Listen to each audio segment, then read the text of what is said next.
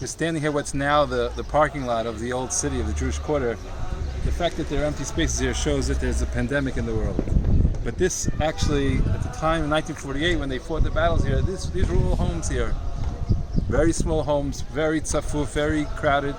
And it's this area that Esther Cailingold, together with one of the other fighters here in the old city, were going to meet the reinforcements. A group of Palmach soldiers were supposed to meet them. They were going to guide them in. And here they were hit by a sniper, probably from that area, that minaret over there. She was hit with shrapnel and was terribly wounded. And they both had hit the ground when the shots were fired. Her companion saw he was lying in a pool of blood, realizing it was Esther's blood. And she said, "Don't worry, you go, you better show them how to the way in." And I'll take care of myself. She crawled from here on her stomach, crawled from here all the way to the hospital.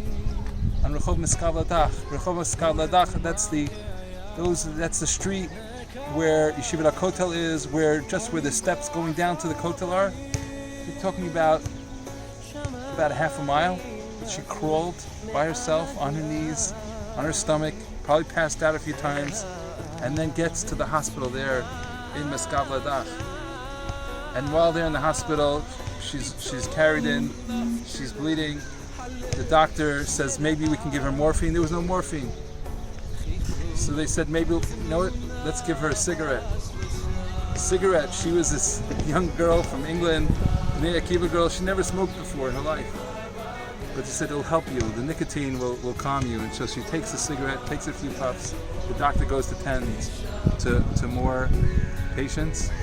And he turns around, looking at where Esther was lying.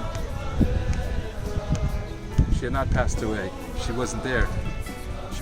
She managed to crawl back out and return to the fight. And she fought valiantly for another 2 weeks, with wounded another time, until eventually when the surrender happened on that Friday, May 28th. And we'll share her story of her end.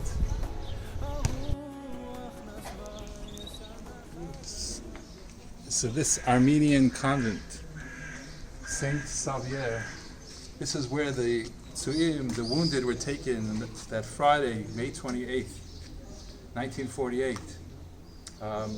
Several hundred wounded from Jews in the Jewish Quarter were taken here, actually taken by the Arabs here, and they were sorted out. Those who were going to be sent back to the new city, freed, and those who were taken captive for many months. Rav Shor Yashav Cohen, for example, was one of those taken captive, as was Esther Cailingold, who we mentioned earlier.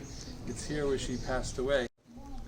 The next day on Shabbat morning, she's in terrible pain. She asked for morphine. There was no morphine to be had, but one of the orderlies had a cigarette again, and offers her the cigarette. And she's about to take it, and then she says, no, Shabbat Hayom, today's Shabbat. And those are the last words she said.